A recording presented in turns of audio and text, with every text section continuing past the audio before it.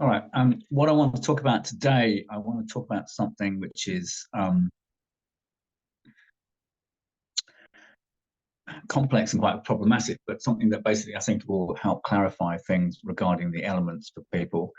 And it's kind of born out of my own reflections about the application of the elemental hermeneutic to looking at the hand in terms of the symbolism of it, particularly the symbolism that's represented by the architectural phenomena called a stupa or a sotoba. For those of you who don't know what that is, I'll just show you an example of one. So a sotoba is a Buddhist representation of the 5 elements in geometric form. A square cube, a circular sphere, triangular shape there, and a crescent, and then a C at the top. It's represented in slightly different ways in different cultures. They are physically built as this, you can see from this one. This is from a Buddhist retreat center in Colville in New Zealand, in the Coromandel, a Tibetan Buddhist one this is, and you can see the shapes again of the elements: earth, water, fire, air, going up to ether. So these are symbolic. This is a symbolic representation of the 5 elements. Here's a diagrammatic version of it, the great stupa of Dharmakaya, which liberates upon seeing. And you can see how very explicitly the shapes of this particular object are created by modifications of the fundamental shapes of the elements themselves: earth, water, fire, air, and ether or akasha or space. This particular one is, as you can tell from the coloring, this is a Tibetan version of the stupa or sotoba. They tend to use green for the air elements as opposed to the traditional white. And this architectural form kind of spread throughout the Buddhist world. In reliquaries, you see it in fact, even in Japanese pagodas, are kind of are also a kind of expression of the same idea of this stupa. And it's a very potent symbol within Buddhism because it's a symbol of the purification of consciousness to enlightenment. So if you actually look at this this diagram, you can see it actually describes the 3 steps at the beginning to take the refuges, the 3 jewels, the Buddha, the Dharma, the Sangha, all the way up to the jewel, which is represented there, a representation there of enlightenment, wisdom and compassion, enlightenment held together in this very top part of the sotoba. And this is kind of what my problem is and what I want to address in this conversation today. Because I think it's very easy when it's taken out of context without understanding the significance of that pattern. And in fact, I think it even is misunderstood in some Buddhist traditions as well, and what the significance of that particular pattern is. Now, in hand reading traditions that I've been involved with since the 80s, Terry Jukes was the guy who kind of revamped the Chronological Society in 1975, and he produced a book called Chinese Hand Analysis. And in that book, he talks about the elements and he applies the elements to the hand. Now, he's not the first person to apply the elements to the hand. That's Fred Gettings, and he quite clearly copies Fred Gettings' ideas about the application of the elements, earth, water, fire, and air, to the hand in terms of hand shape classification and even quadrants for that matter. So for those of you who studied in the Chronological Society, that's where Terry Jukes got those ideas from. But one of his innovations was the application of the Buddhist interpretation of the elements to the hand, and that's very different from what Fred Gettings was doing. Fred Gettings is an esotericist and an astrologer. He was a historian of the European occult traditions. So his understanding of the elements as he's applied them to the hand, and the way he talks about it in his book, The Book of the Hand, he's very much working with the European alchemical hermetical tradition of elements. So there's some commonalities with that and some similarities with that. Earth, water, fire, air, and fire is the traditional order they put in European traditions, with fire being seen as something that's outside of the phenomena of experience, because fire comes from the gods. So you have this is completely clear when you look at people like Robert Flood. They have these different realms: earth, water, and air, the land, the plants, the atmosphere, and then the sun is sort of outside that. And in that mythology, of course, it's the stealing of the stealing of the fire was basically how we stole it from the gods. And so that was kind of this mythology all around how we got fire. And of course, in a solar religion or a monotheistic religious tradition, which is what you have in Europe, whether that's Judaism or Islam or Christianity, the fire is the source of all heat, the fire is the source of all light, therefore the fire is the source of all inspiration, and the fire is the source of all illumination and all enlightenment.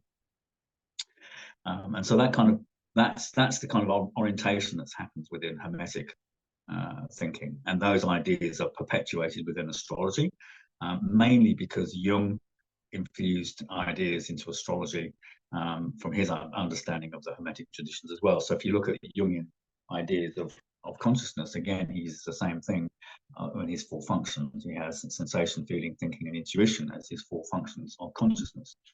So he's also borrowed that from the European Hermetic traditions. And that has found its way into astrology, and by astrology, it's into Fred Gettings, and from there into the application of the elements to the handshakes. So it's a very different approach from the elements as they're understood within, for example, Vedic traditions or Buddhist traditions, whether that be Indian or Tibetan or Chinese or Japanese. So there's a very different emphasis within it, because the elements, the Mahabhuta, are considered to be fundamental aspects of human experience. We are made of the four elements. Our physical bodies are made of the four elements. We are manifest in this world through the four elements. So consciousness, as it arises, can only arise when upon conditions which give it a physical form in which it can manifest. The consciousness, for example, visual consciousness, arises dependent upon there being an organ of visual consciousness, i.e. an eyeball. If you don't have eyes, you can't see anything. If you don't have the physical organ of the eyeball, there is no visual consciousness. Same thing for taste consciousness, touch consciousness, hearing and smell, and also mental consciousness as well.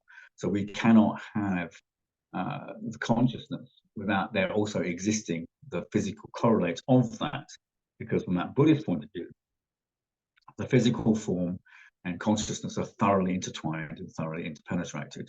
And the name for that in Buddhism is nama rupa, name and form. And it's a description of how there's this inter-reflectivity between the physical form of a human being and the emotional and psychological processes and spiritual processes that go to create that human being. So consciousness arises dependent upon the physical presence. If we don't have a physical presence within the world, consciousness has nowhere to go. Consciousness has nowhere to form. It is the formation of the physicality of our being that allows us to manifest ourselves in the world, to do the things that we want to do.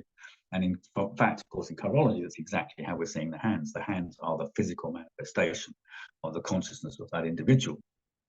And our task as a hand reader is to actually look at those patterns of the hand to describe the patterns of consciousness. So there's this understanding of this inter-reflectivity between consciousness, psychological states, emotional states, expression in the world, and the physical body upon which all of that rests. And that is described by the elements, and in particular, a principle that's called the principle of graduated materiality.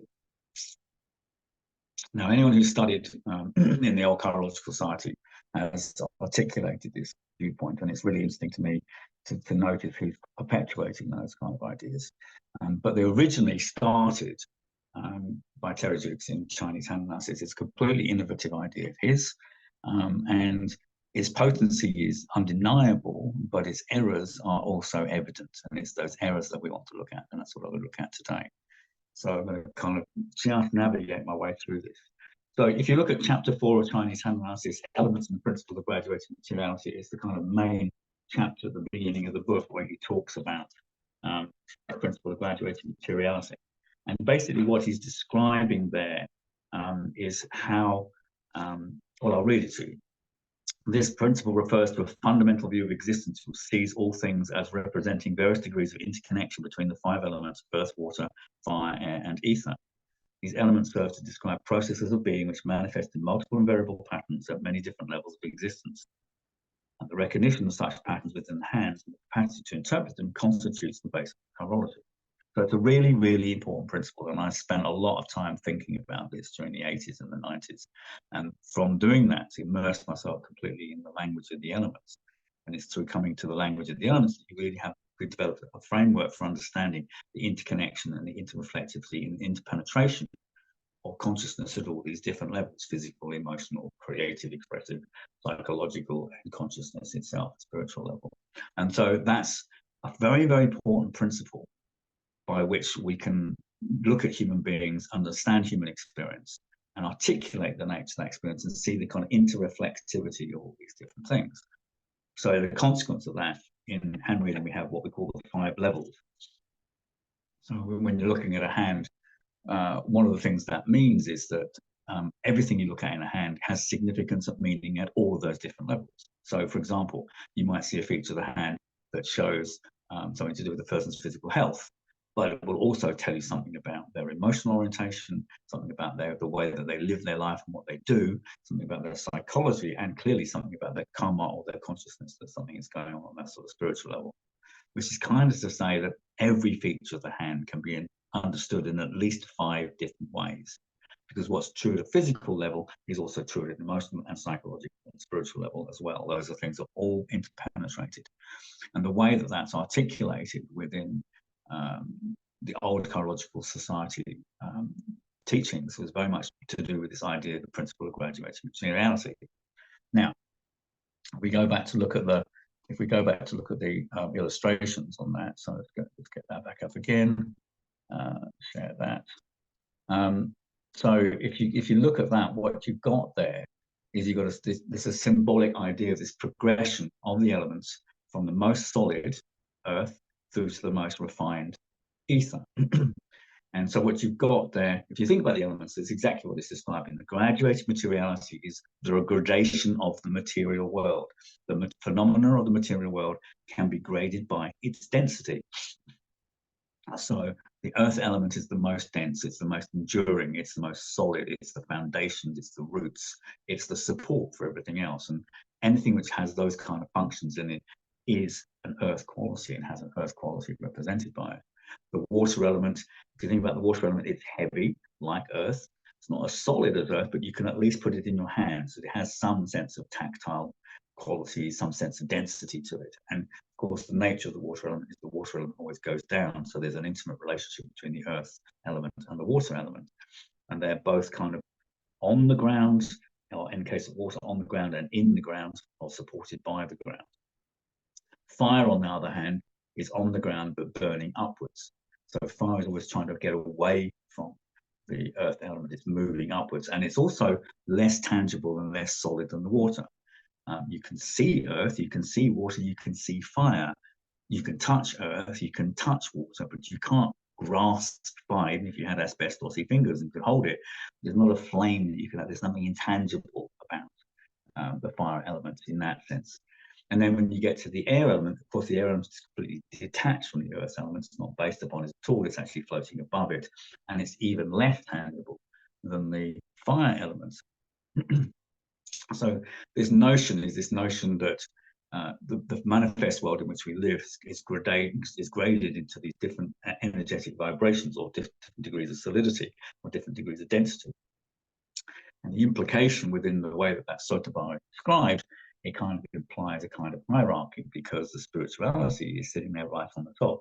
So this idea of spirituality is even more refined, even more pure, even more elevated than the air element itself. That's where the problem is.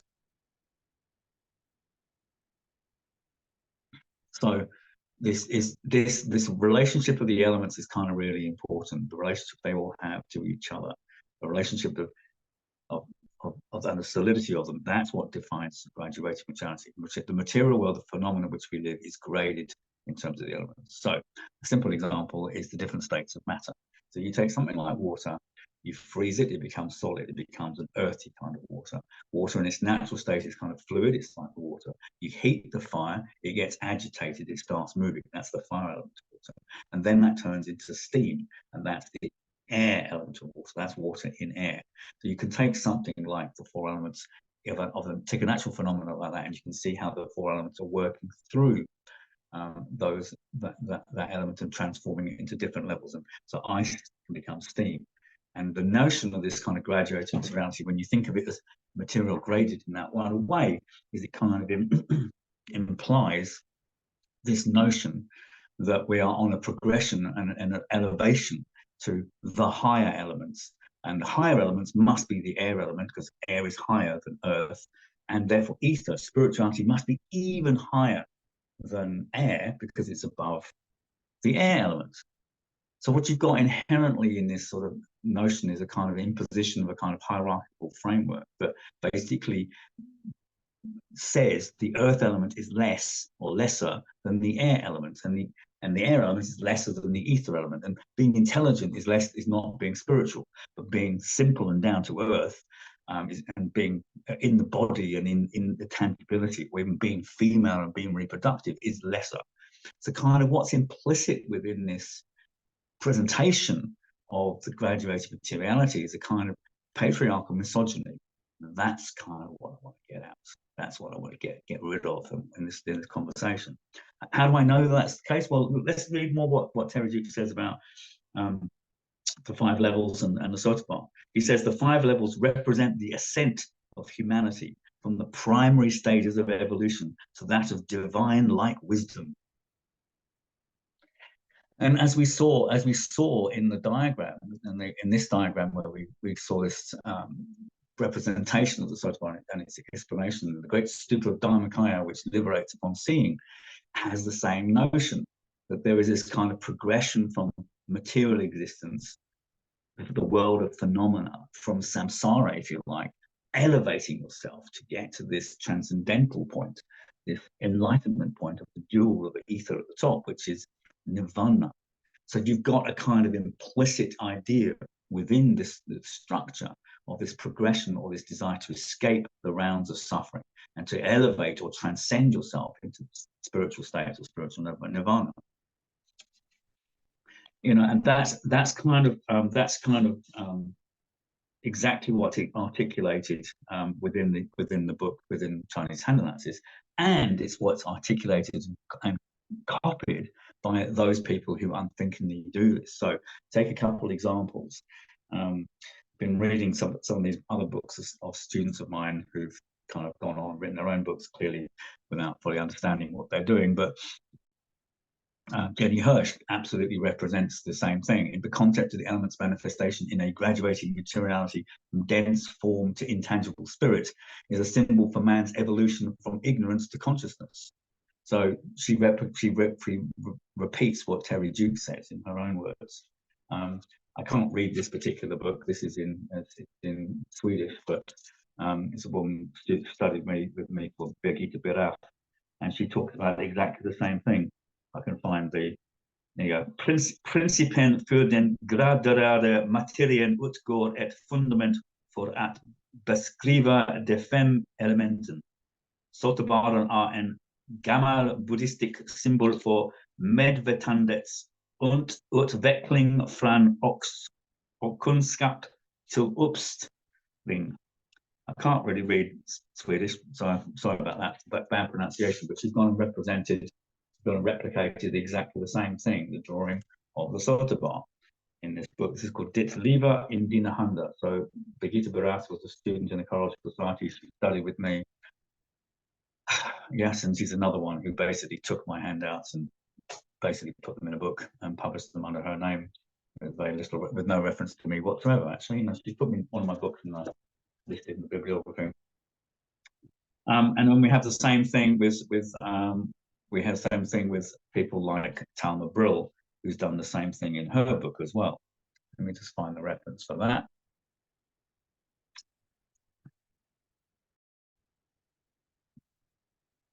So just finding the reference in Talma Brill's book. So if you look at Talma Brill's book, which is Hand Mirror of the Soul, so she does the same thing again, and she talks about it on page 77, 78, when she's talking about the elements and the hand shapes. And she basically says, the order of the elements is important since it expresses the principle of graduation materiality. The characteristics of the material in earth are the heaviest and the thickest, whilst in air they are the lightest and thinnest. So this kind of idea is again articulated there, that it's kind of, we're going to go from the most dense to the most refined, from the thickest to the thinnest. And even in Dylan Warren Davis's book, The Hand Reveals, Dylan studied with Terry Jukes in the 70s and early 80s. And although his approach is taking on board more of the sort of hermetic traditions of hand reading, he's quite clearly involved with Vedic understanding of the elements, and articulated and expressed within what he's written in this book as well. So he's kind of a bit of a mixture of both. So he's kind of even more confusing in some ways. But he still has this notion of the elements being kind of graded in this kind of way. And this notion of graduated materiality is kind of important to his approach to hand reading too. And all of these people are taking their ideas from Terry Jukes. Now, Terry Jukes was a charlatan, a liar, a con man, and a sexually abusive male.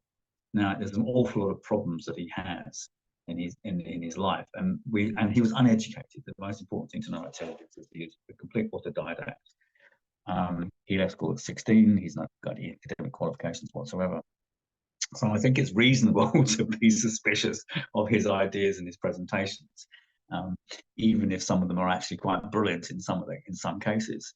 And I think the idea of principle of graduated materiality is a very important idea, very significant idea for understanding how the elements work, particularly in terms of this notion of the inter-reflectivity of the elements. Now, arguably, that's the most important thing. He says on page 32, in our school, this principle of multi-leveled manifestation is termed graduated materiality, and is the most important ontological method developed within entomological science. And I have to agree with him on that. I mean, it's absolutely essential for understanding hand in a sort of deep and sophisticated manner, is to understand the independent penetration of the element as described by that idea. But the problem is, it has within it necessarily a transcendentalist bias, and what it kind of and that's kind of expressed by the hierarchical representation of the sotoba. So I'm keen to kind of reframe that and not see it in that hierarchical kind of way, where you see air is better than fire, and fire is better than water, and all of them are better than earth. And really, it's kind of, I think it's more valuable to think of the elements as being all equal and all different, and they all have their balance in their all place. So think of it as a circle or on a plane together that way. And then the fifth element, ether, is that which animates all those four elements and is within them and through them and of them. And it's not above them or transcendent or distant or different. And that's a framework, I think, that comes from a kind of dualized apprehension of the world, or a transcendentalist apprehension of the world, which can be obviously be influenced by Christianity and even some forms of Buddhism, that kind of see this idea that we have to escape samsara. We have to escape the world of phenomena to get to the noumena, to get to this blissed out transcendental realm, which is above and beyond all suffering. And that's a common misunderstanding in Buddhism, for example, as well. Whereas the Bodhisattva vow basically kind of highlights the importance of integrating that spiritual orientation within the mundanity of everyday life. So I was very fortunate to study with a guy called Tompkins, who's a Tantra scholar.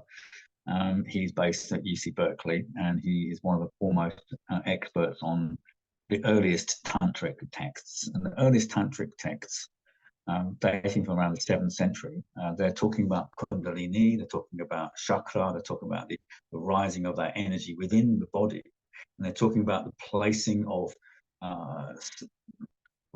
sound resonances within the physical body as part of a meditational practice to connect oneself with source and connect oneself with divinity. And they use the elements because, of course, the chakra themselves are ruled by the elements. And the understanding that comes from that particular school is that the divine energy enters through the crown of the head and comes into our being and is manifested in our being. And the way he described it, exactly the same order of elements. So the pelvis region is earth, the abdominal region is water, the chest region is fire, the throat is air, and the crown and third eye is the ether element.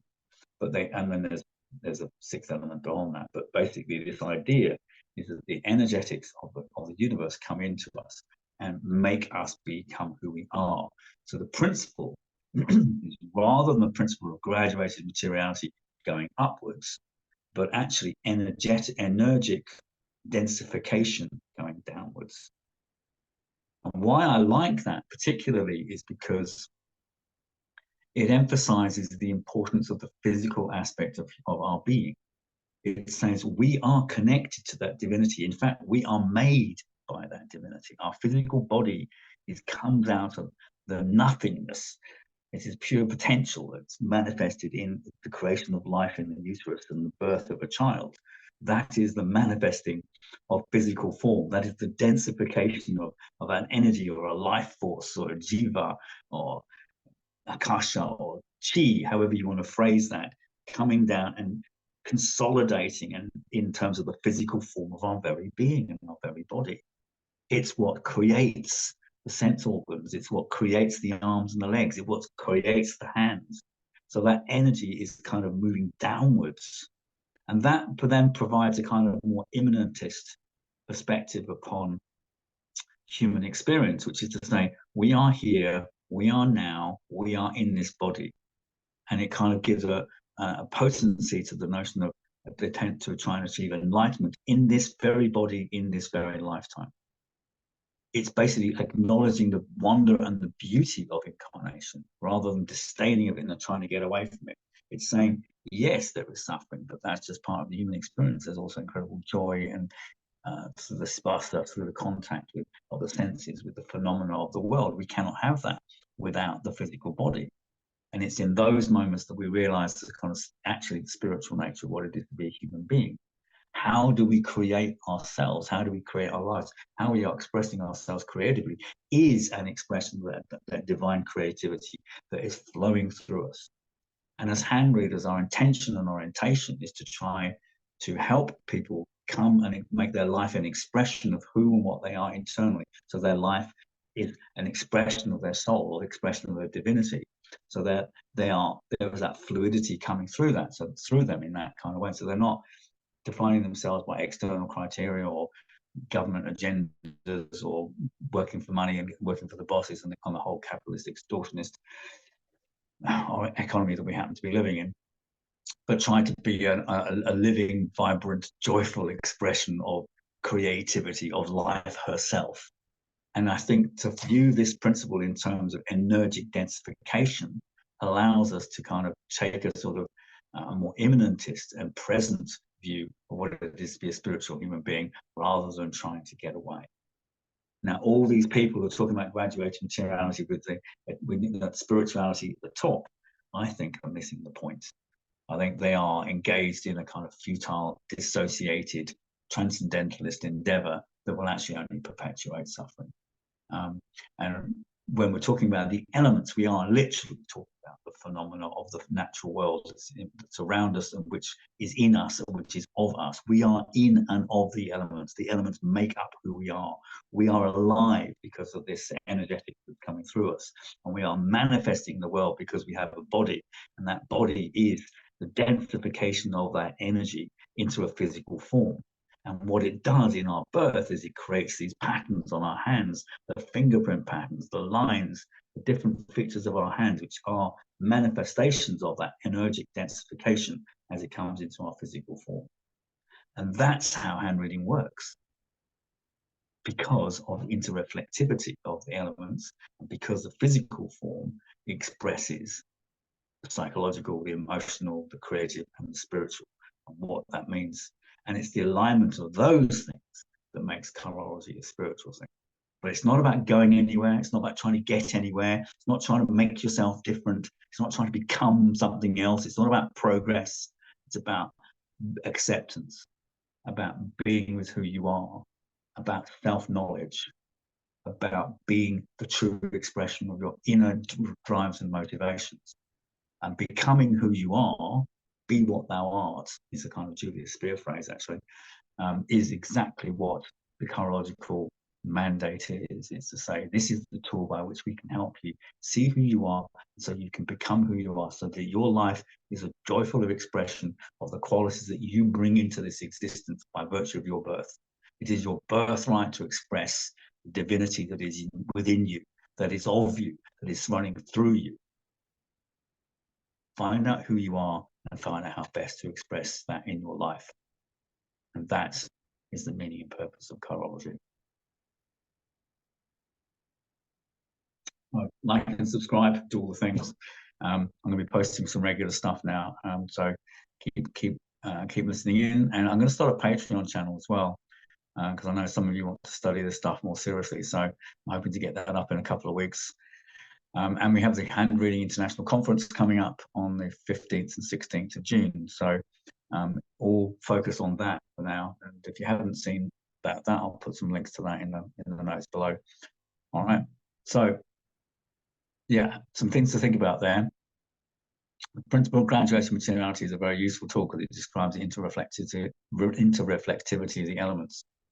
But so does the tantric notion of energic densification, and I think that's actually more useful.